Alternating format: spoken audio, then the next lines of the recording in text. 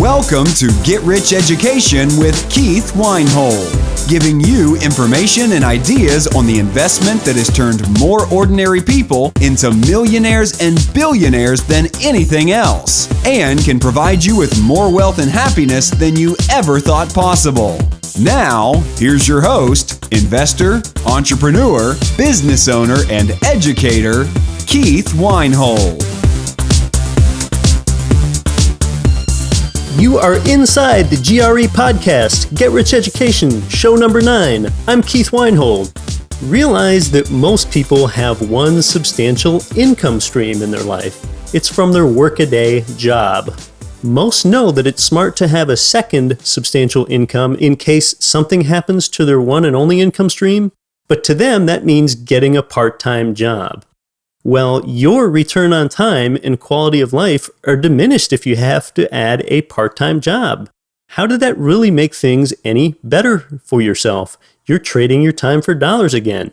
Your work hours might increase 20%, but when you figure it out, that might cut your you time in half. Instead, when you establish a second income stream with your investment dollars and do it in something stable, substantial, and relatively passive like real estate, you've enhanced the durability of that income stream. I discussed that in GRE episode number 2, which is one of our most downloaded episodes. The show is named How to Make Money Follow You, as opposed to you following money like you do at a job. Well, today you learn specifically about how you can make money follow you in a way where you don't have to do much work for it, preferably none. Well, the way to do that without work is to get your dollars and other people's dollars working hard for you through turnkey real estate investing in a profitable geographic market. We discussed markets in the last episode. Today, I brought Terry Kerr of Memphis, Tennessee's Mid-South homebuyers onto the show to tell you how to do just that. He's the president of arguably the premier turnkey real estate investment company in what's historically the best metro for profitability in the entire U.S. What his company does is buy distressed property, rehab the property, then they place a qualified tenant in the unit, and then and only then, once that's already done, they sell it to you so that you often have rent income from day one. Then his company even manages it for you for all the years that you own it, and nearly always in a situation where the rent income is expected to exceed the monthly expenses. That monthly positive cash flow is your income that is going to follow you wherever you go. Yes, Terry's company can make money follow you. It's turnkey, meaning it's as close to hands-off, all done for you as possible. Now, you might hear some background noise or distortion in our interview, so I apologize if any of that remains, but my excellent editor has done a lot to clean that up. So I've really been looking forward about showing you how to make money passively follow you in a more concrete way, so we'll let Terry tell you all about it.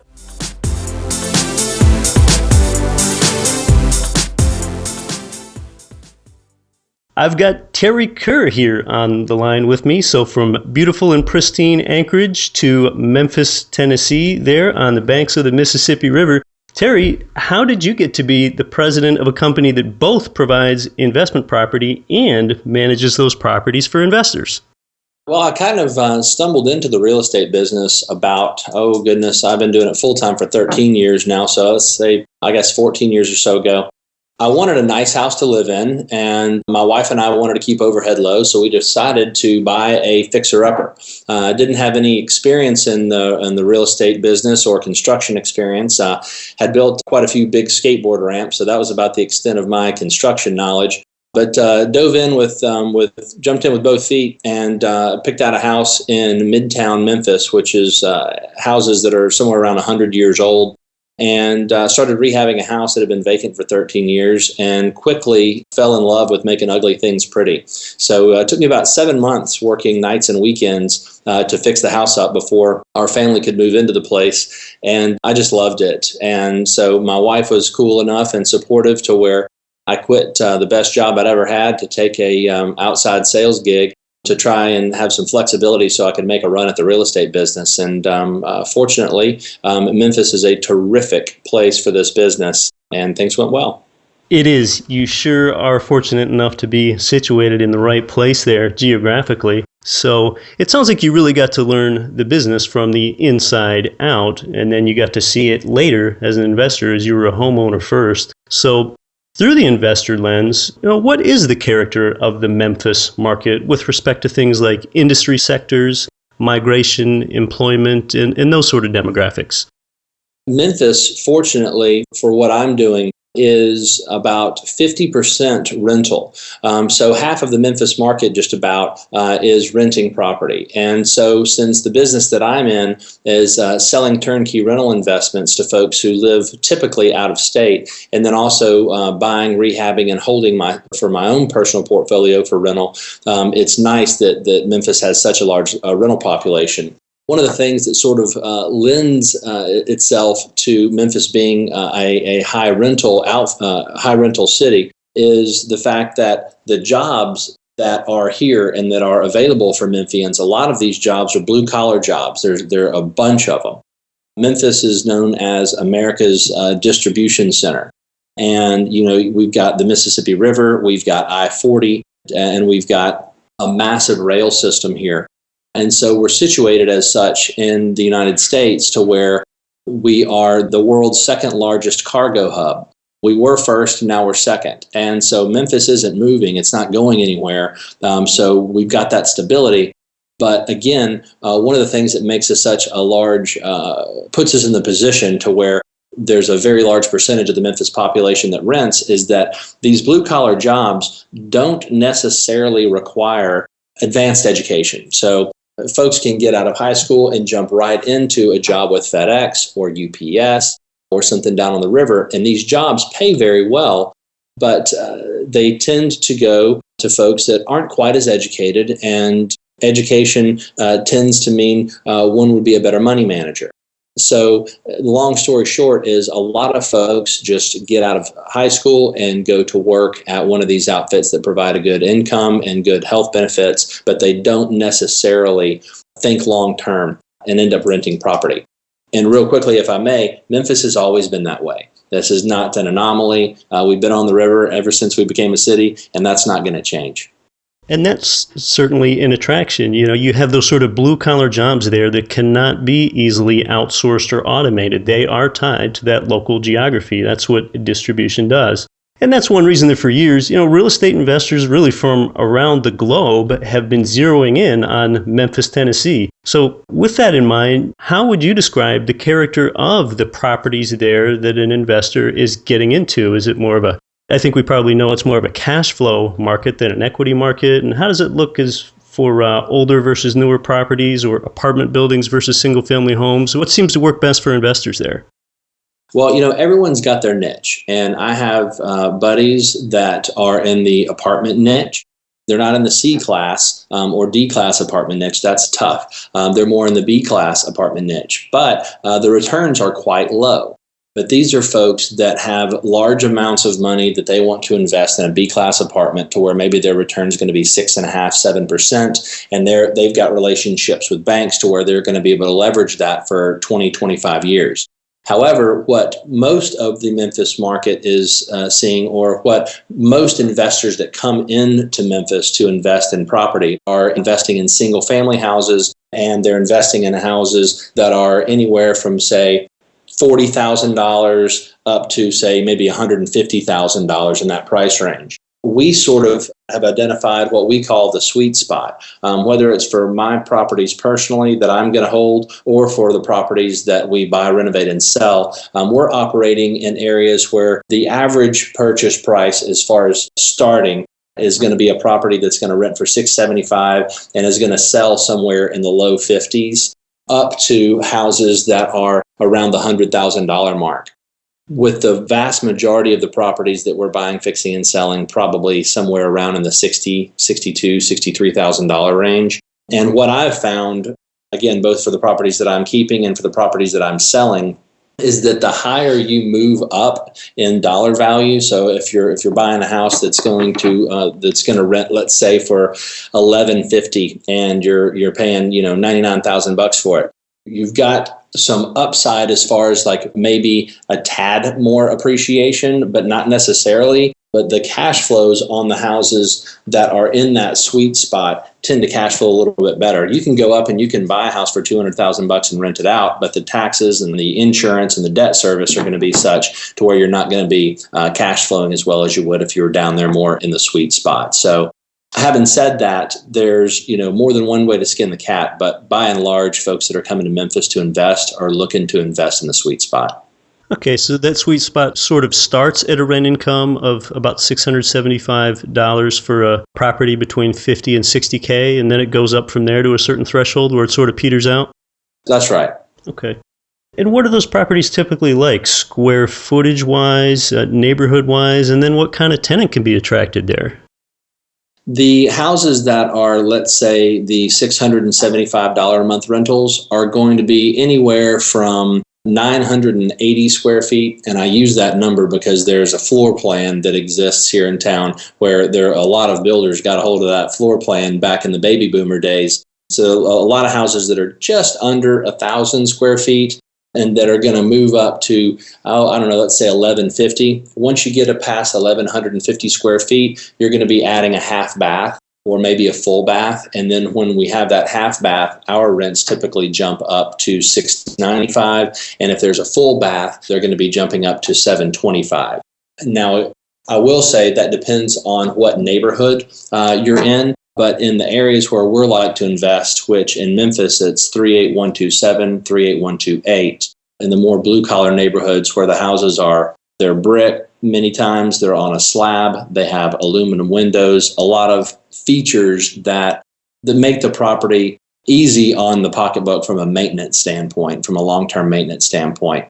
But depending upon where you're going in Memphis, you could be renting a property that is 1,300 square feet for $1,000 a month or for $725 a month. It's just going to depend on what part of town the property's in. Okay. So that sort of makes one wonder, with some of these homes at the lower price points, maybe $50,000 to $60,000, where some sufficient cash flow can be generated for adequate investment, is financing available for homes at these lower amounts? I know that some banks really don't even want to bother with loan amounts, not purchase prices, but loan amounts of under $50,000. How do you advise someone that way? Unfortunately, the lenders that we're working with have, I believe, the minimum loan amount. It's right around the $40,000 mark. So even if it's a property that we're selling for $50,000, that's not going to be a problem from a financing standpoint. Our outfit also offers in-house financing. So if one of our buyers has purchased 5 or 10 houses from us and are tapped out with Fannie and Freddie, we can finance them as well. So financing does not tend to be a problem. All right. Well, that's great news, because we talk about the benefits of leverage here, and that's really key for some people in getting started. And there really are some advantages to what you provide that some other companies can't provide. That is something I've been aware of for a while. I'm able to buy there from a company that both provides the investment properties and manages them too. So that sort of keeps the company responsible for stating a certain rent amount that you can generate for me. And then as the manager, you have to go ahead and get it for me as well. What are some of those efficiencies of you doing both of those things in-house, providing the investor property and then retaining it in your management portfolio?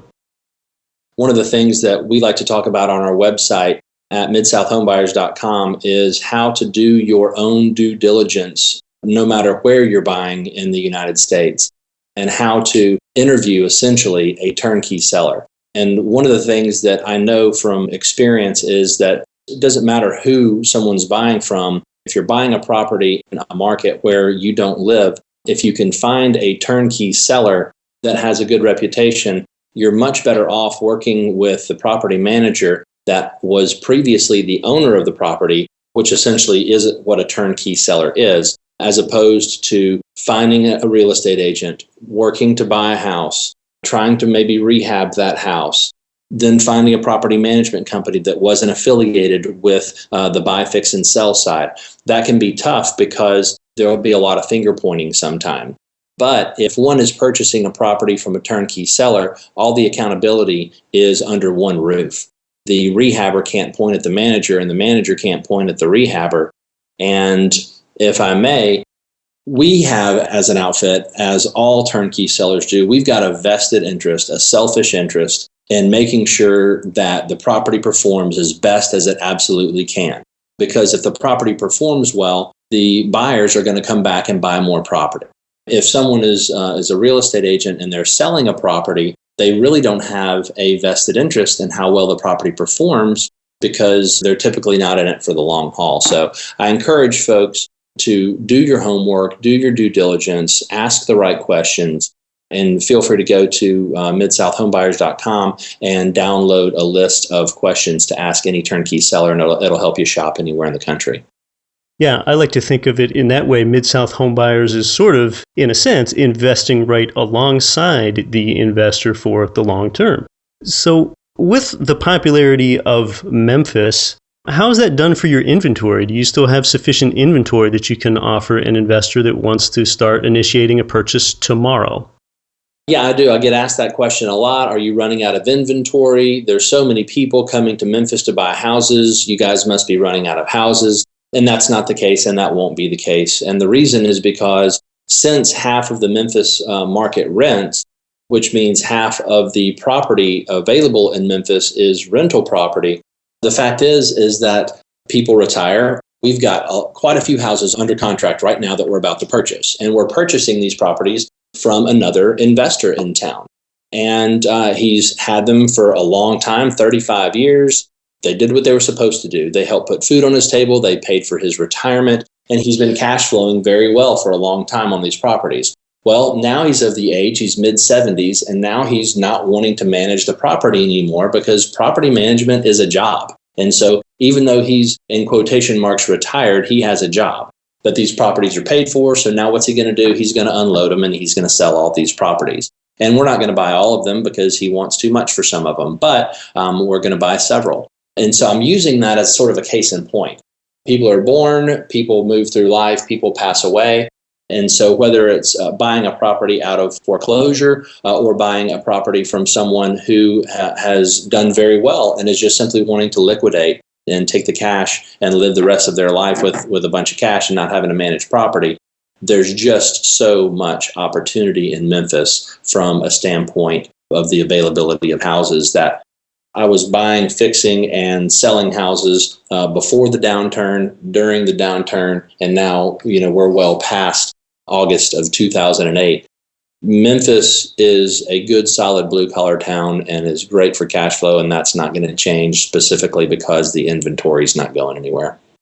Now, some of my listeners, Terry, aren't yet familiar with the term turnkey real estate provider or what that really means. So you buy a distressed house, rehabilitate it, put a tenant in it for an investor, and then at that point sell it to the investor. That's effectively what you're doing, right? That is exactly what we're doing, yes. Yeah.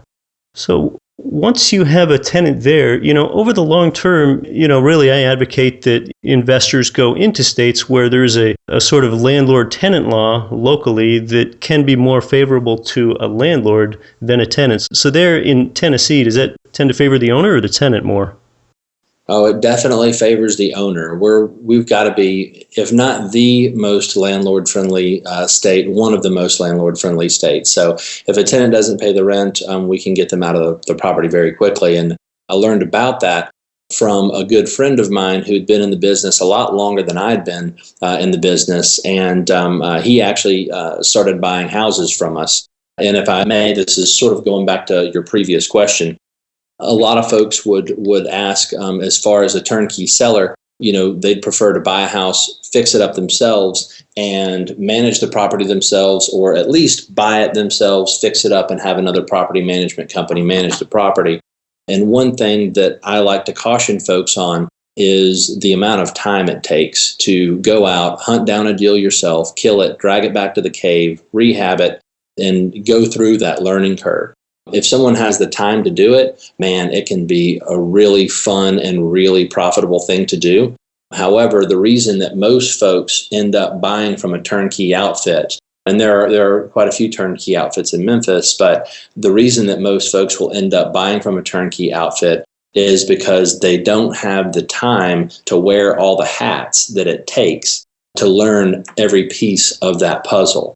And my buddy Steve, that had about 20 rental houses himself, ended up buying houses from me because he didn't have enough time in his day to continue buying and fixing properties himself. So he just started buying them from us as a turnkey seller. So essentially the value that a turnkey seller is providing is time.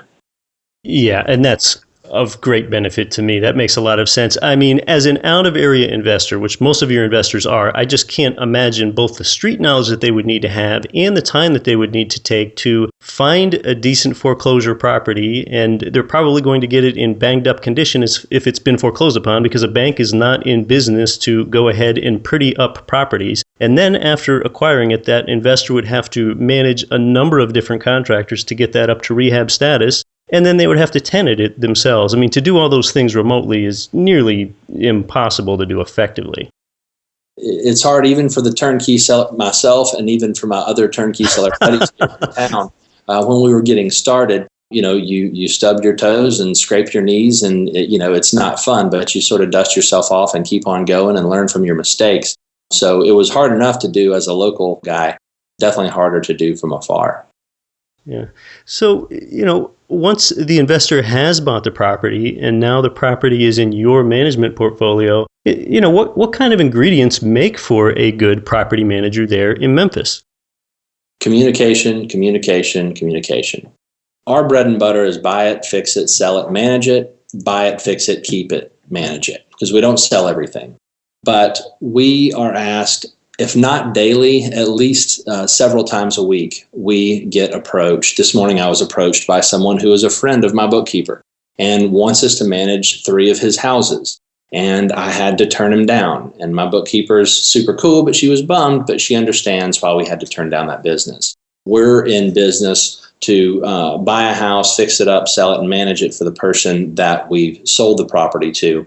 And the biggest reason that folks will come to us asking us to manage their property is because they haven't been getting the proper communication from the property management company. There are a lot of plates to spin in the property management business, and unless you've got a good system, it can get away from you. There are a lot of things that we do as a property management company that are not very normal from the standpoint of, say, a typical third-party property management company. Third-party property management company would be a property management company that is not a turnkey seller. And there are several examples, but one of them that I'll say is our houses are not in rental condition. Our houses are in retail condition. So we put them in tip-top condition as a turnkey seller for the property management company to manage. And since the houses are in terrific shape, they attract the highest quality tenant for the neighborhood. In addition to that, we like to price our properties about $25 to $30 under market. So if we look and we see what the other houses that are available in the neighborhood are renting for, we like to go just below that and have a better property and slightly less rent, which is going to fill the property quicker. And then another, it might not sound like a big deal, but it's a huge deal, thing that we do that's different, is that we don't charge an application fee to people that apply. They can go online, they can apply for free, they upload their documents, it goes into our system, and Matthew and Kendall, our leasing agents, can take a peek at it and see what's missing, text them back, let them know what to do. Long story short is since we've got a real easy and free application process, we process a lot more apps. And since we process a lot more apps, we get a lot more looks and we can fill a property faster and with a better quality tenant. That costs us money to do because we've got to pay for credit checks, background checks, employment verification, criminal background checks, the whole 9 yards. But as somebody who owns property myself, before I started managing property for others, I didn't charge potential applicants for these services, and it served me well as a property owner. But when we decided to start managing property for other people, we didn't want to start charging application fees because we knew it was in our best interest not to. I use those things as just sort of small things that make a big impact. As of right now, we're 98.4% occupied. We're managing 875 houses. 98.4% is the best occupancy rate we've ever had. We hover around 97%, but that's way, way out in front of the competition. And the reason mainly is because nicest house in the neighborhood, slightly under market, no application fees, and if something breaks, we go fix it. That's great. Well, that would tend to make a lot of sense. For something relatively minor like not having an application fee, that increases your pool of potential tenants, and consequently you get a better tenant to select in. As an investor with this communication emphasis, for properties that you're holding in your management portfolio for investors, how are repair and maintenance issues handled? And does that include properties being inspected on a regular basis even while tenants are in the unit? Or Well, as far as inspections go, we go out and service the HVAC system in the spring and in the fall. So we take that opportunity to go through the property. And essentially, we're looking for water penetration. Water's the biggest problem. So we'll hop up in the attic and we'll check out the plumbing penetrations and the HVAC and water flue pipe penetrations and make sure there's no water. And when you're doing that, you can obviously see if there's anything else going on, critter in the attic or something like that. So, and it happens, we have squirrels and raccoons. And so, you're looking to make sure that something's not trying to get into the house or, and making sure that the furnace is serviced and the air conditioning condenser is serviced and that kind of thing. So the inspections happen just sort of organically twice a year. And as far as just your typical maintenance and communication, like I said, if something breaks, we go out and fix it. If there's an item that's over $300, then we're going to let the tenant know, or we're going to let the owner know what's up as far as, hey, you've got this repair. We need to make this repair. We give them a heads up. However, if it's an emergency, we got to just take care of business quick. If it's 100 degrees outside and the air goes out, obviously the owner of the property wants the air fixed. If there's a water heater that's busted, obviously the owner of the property wants the water heater fixed, and we've got a responsibility to the tenant. So we just rock and roll. We've got 13 in-house technicians that come into the office every single morning that help us with both our rehabs and help us with the maintenance of the rental properties. Probably the best thing that we've got going as far as long-term value that we can provide for the owners of property is the fact that our HVAC, plumbing, electrical, the whole 9 yards is all in-house. So that means we don't have to call an electric outfit. We don't have to call a plumbing outfit or an HVAC outfit. Our guys take care of it, and they take care of it not only for a smaller dollar figure per hour, but also they're fast. We've got multiple emails from owners that have properties in other markets that are blown away at how inexpensive our maintenance is. And the only reason it's inexpensive is because it's in-house instead of us having to farm it out. yeah, there's some great economies of scale that way, certainly. So living in Memphis your entire life and being real estate centric, I've got a question for you, and whether the answer has to do with real estate or otherwise. What kind of information and ideas would you have for a 22-year-old investing enthusiast just looking to get into any kind of investing? What would you tell them? I'd say come to town. Hardly anybody comes to town. We kind of get our feelings hurt. We don't get to meet most of the folks that buy from us. I'm going to say 5% of the folks that we work with come to town to visit. But I'd say, come to town, put your feet on the ground, cruise around, check it out and see what you're getting into, because the more educated that you can get, the better off that you are. There are some really good turnkey outfits out there in Memphis and other parts of the U.S., and there are some that aren't so good. It's like any other industry. And so I would just encourage a 22-year-old or a 52-year-old to do their due diligence, to check out the competition. But you need to know the right questions to ask. So again, I'll encourage folks to go to our website, get the due diligence questionnaire, and use those questions to grill people. I don't care whether you're in Dallas, Atlanta, Memphis, or wherever. You got to know the right questions to ask, or you're just sort of out there, at the mercy of folks hoping that they're going to do you right. Well, that's a smart thing to say. You've got to invest in yourself first. You don't know what you don't know. And once you know, you can ask the right questions. Yep. So just here, is there anything else that our listeners should know, Terry? About turnkey sales and investment property, I will say this right here. Management is the key. You might pay an extra $5 or $6 or $7 or $10,000 for a property that you might think, oh man, my buddy got one that's pretty much the same deal and he paid 10 grand less. It's not about the $10,000 that you pay here or there. It's about the management of the property. If you can pay too much for a property, but it could be managed to success over the long term, or you could get a smoking deal on a property and it could just be managed right into the ground. So I just encourage folks to not focus so much on the brick and mortar on the property and just understand that it's more about the management of the property than it is of the property itself. I mean, obviously you want to know what you're buying, but I would say that if someone is wanting to buy in a market where there aren't turnkey sellers or not a turnkey seller that one is comfortable with, I would suggest finding a property manager first and then work backwards to find the property. Yeah, I think that makes a lot of sense. Well, hey, I really want to thank you for coming on to the show, Terry. And listeners, if you want to know more, be sure and check out midsouthhomebuyers.com. Thanks a bunch, Terry. Thank you, Keith. Appreciate it, man.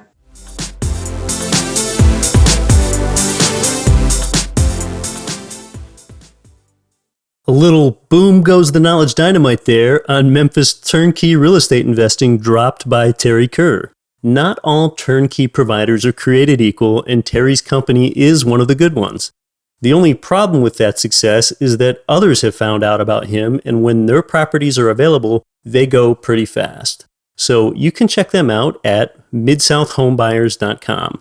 Just think about this. With only a 20 or 25% down payment that you make on a $60,000 Memphis property, even after adding lender closing costs on top of that, you might only have to put down as little as $15,000 to $18,000 to control a property that provides you with cash flow on a monthly basis. It might increase in value over time.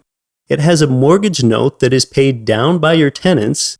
It can provide you with tax benefits, and you've still got your $15,000 or whatever of equity in the home. I'll never promise everything is going to go well and be seamless for all the years that you own a rental property, no matter where you do it. Nothing is risk-free. It's about using knowledge and a team to mitigate risk. Mid-South homebuyers even have warranties on the properties that they sell to you and manage for you.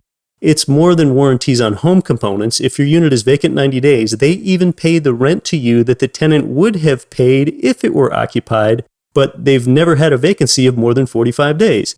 I mean, this is about as easy as it gets, listeners. Memphis generally does a good job at providing investors with cash flow than they do with rapid appreciation of the overall asset itself. So it just depends on what you're looking for. This is a good time to add that no guest has ever paid me to appear on the show. Likewise, I haven't paid anyone to appear on the show either. So, all right, well, hey, on the show overall here, I'm open to your feedback. Let me know what you want for future episodes. Tell us what has helped you and what you'd like more of by going onto our Get Rich Education Facebook page and sending us a message through the messenger there. For example, if you want us to have a credit expert on because you need to get your credit score higher to buy an investment property or buy a home for yourself, we'll effort to not just get a qualified guest onto Get Rich Education, but to get the best, most credentialed expert in the United States or the world. We might be able to do that. I think we arguably got the best global economist on the show already when we interviewed Richard Duncan in Asia. Today we had Terry Kerr, and there is no better turnkey real estate provider. Right from the beginning of GRE Episode 1, I said that I'm glad you're listening, but you're not here for me, you're here for you. So give us some feedback and tell us how we can help you. For my developer, John Collins, designer, Marcus Whelan, show producer, Vidran Jampo, I am your host, Keith Weinhold. Now go out there and don't quit your daydream.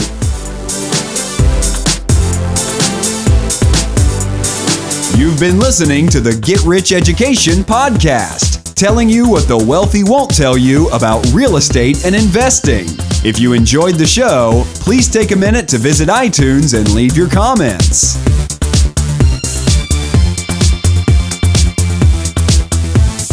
Nothing on this show should be considered specific, personal, or professional advice. Please consult an appropriate tax, legal, real estate, financial, or business professional for individualized advice. Opinions of guests are their own. Information is not guaranteed. All investment strategies have the potential for profit or loss. The host is operating on behalf of Get Rich Education, LLC exclusively.